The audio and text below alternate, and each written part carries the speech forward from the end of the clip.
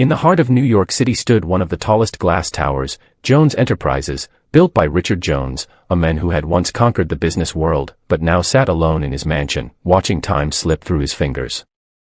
At 68, Richard was wealthy beyond measure, yet the laughter that once filled his home had long faded. His only son, Fredrick Jones, was too busy running the empire to ever visit. Fredrick was everything Richard had once been: brilliant, ambitious, but cold. He lived for numbers, deals, and deadlines, not people. Richard sighed as he looked at an old family photo on the table. "Money gave me everything," he murmured, "except happiness for my boy." Then, an idea, a mischievous, desperate spark, lit up in his mind. If Fredrick wouldn't look for love, then perhaps love could be brought to him. The very next morning, Richard called his doctor and closest friend, Dr. Harris. "Doc," Richard said, pretending to cough weakly, "I need your help with something outrageous." The doctor frowned. "Outrageous how?" "I want you to tell Fredrick I'm sick. Terminally sick. Just for a while." Dr. Harris nearly dropped his stethoscope.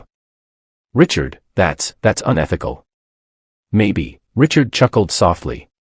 "But my son is losing himself. If he thinks I'm dying, he'll come home. And I'll finally have the chance to find someone who can make him smile again." After much convincing, and a promise to end the charade before it went too far, the doctor reluctantly agreed. By the end of that week, Richard's plan was in motion. Fredrick received a call that froze his heart. "Your father's condition has worsened," Dr. Harris said gravely. "You should come home immediately." Fredrick's private jet touched down that evening. He looked tired, angry, and confused, the emotion of a man who'd been blindsided by something he couldn't control. As the mansion doors opened, Fredrick's polished shoes echoed against the tiled floor. He expected to see his father frail and weak. Instead, he was greeted by a warm, smiling young woman arranging flowers in the living room. Her name was Juliana Elliott. "Good evening, Mr. Jones," she said, setting down the vase. "I'm Juliana, your father's new nurse." Fredrick frowned. "Nurse? Since when does he need a nurse? He was golfing 3 months ago." Juliana smiled patiently. "He's been feeling unwell for some time. It's good you came." Before Fredrick could question further, his father appeared at the top of the staircase, leaning on a cane, wearing a robe, and coughing dramatically. "Son," Richard rasped, trying not to grin. "You came." Fredrick's heart twisted. "Dad, what's going on? What did the doctor say?" "It's nothing serious," Richard waved him off weakly. "Just old age catching up." But Juliana quickly added, "The doctor said you need rest, sir." "No stress." Richard sighed, glancing at Fredrick. "Then don't stress me, son. Sit down and have dinner with me for once." And so, for the first time in years, the billionaire father and his son sat across from each other at the long oak dining table. Juliana moved gracefully between them, serving soup and smiling faintly. She noticed how Fredrick barely looked up from his phone, while Richard's eyes held both love and disappointment. After dinner, Fredrick pulled the doctor aside. "Be honest, Harris. What's really wrong with him?" The doctor hesitated, then recited the script Richard had begged him to follow. "It's heart failure. He doesn't have much time left." Fredrick felt the world blur. His throat tightened. His father, his last family, was dying. That night, Fredrick didn't sleep. He wandered into his father's study and found Richard's old photo albums, pictures of birthdays, fishing trips, and a smiling little boy on his dad's shoulders. For the first time in years, Fredrick's cold heart cracked. The next morning, Juliana found him sitting quietly by the fireplace. "You look like you haven't slept," she said softly. Fredrick looked up. "I didn't. I've been thinking about all the years I missed." "It's never too late," she replied. "He's still here. He needs you now more than ever." Fredrick studied her, this woman with eyes full of compassion, someone who treated his father like family. There was something disarming about her warmth, something that made him feel seen. From that day, Fredrick began spending more time at the mansion. He took calls from home, had breakfast with his father, and slowly got used to Juliana's presence, her laughter in the kitchen, her soft humming as she cared for Richard. At first, they clashed constantly. Fredrick hated how she interfered in his routines. She hated how arrogant he sounded when talking about work. One afternoon, she caught him trying to check his emails during dinner. "You can't even give your father one meal of peace," she said, exasperated. Fredrick glared. "You're just a nurse.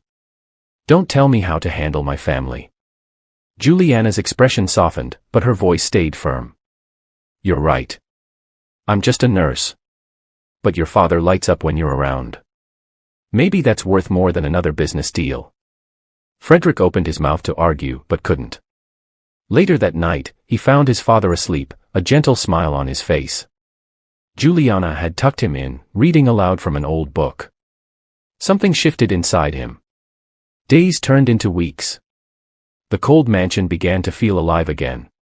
Fredrick and Juliana began to share small moments, laughter over burnt pancakes, teasing during chess games, walks in the garden where their hands brushed for a second too long.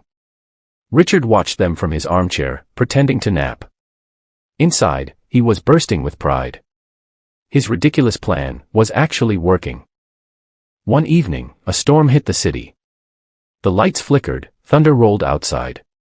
Fredrick and Juliana sat by the fireplace as Richard slept upstairs. They talked about dreams, fears, and life beyond money. Juliana spoke of growing up with nothing, of how kindness meant more than wealth. Fredrick listened quietly, realizing how empty his success had been. Then she smiled at him, a real, tender smile, and he felt something he hadn't felt in years. Warmth. At that moment, Richard stirred upstairs, smiling faintly in his sleep. He could feel it, love was finally finding its way into his son's heart.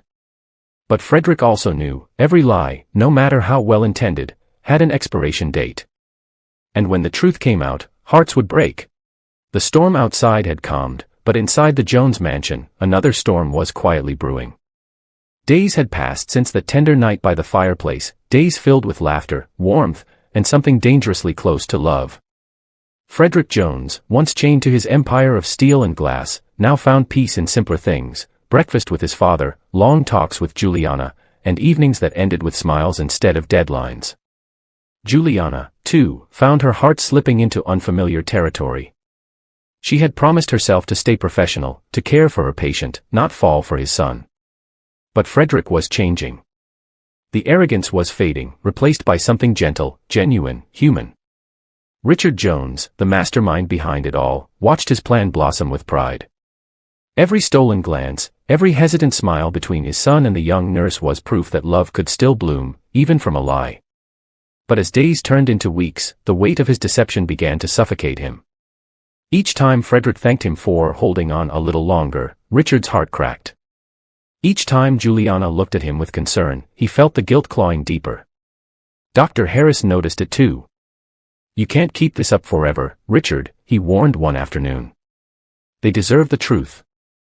"I know," Richard sighed, looking out the window at Fredrick and Juliana walking in the garden below. "But if I tell him now, I'll lose everything: his trust, his heart, maybe even her." Harris shook his head. "You'll lose him worse if you let the lie fester." That evening, Richard sat alone in his study, the flicker of the fireplace painting shadows on his face. He opened his journal and began to write, a confession, a goodbye, and a father's desperate hope. When he finished, he sealed the letter in an envelope marked, "For Fredrick, when I'm gone." He didn't know that Juliana had seen him trembling, or that her instincts as both nurse and friend told her something was terribly wrong. The next morning, Fredrick found his father unconscious in his room. Panic erupted through the mansion. "Dad! Someone call Dr. Harris!" Fredrick shouted, his voice breaking. Juliana rushed in, her hands steady but her heart racing. They worked frantically, and within minutes, Richard stirred, eyes fluttering open. "Dad," Fredrick breathed, gripping his hand. "Don't you dare leave me." Richard smiled faintly. "Son, you came home. That's all I wanted." The doctor arrived soon after and stabilized him.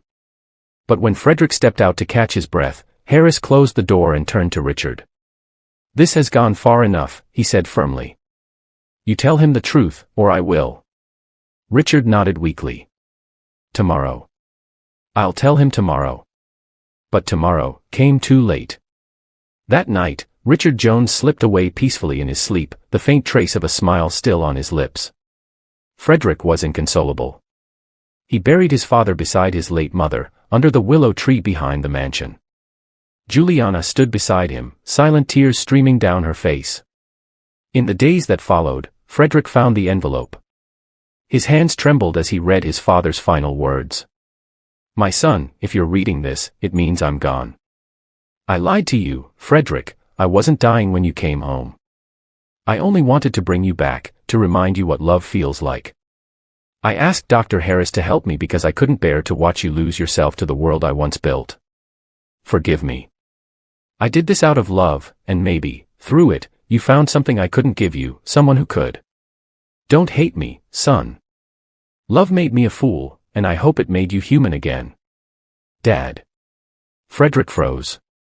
The world seemed to tilt. His father's illness had been a lie. A grand, loving, terrible lie. He stormed downstairs, the letter clenched in his hand. Juliana was in the living room, arranging flowers for the memorial. "You knew," he said coldly. She turned, startled.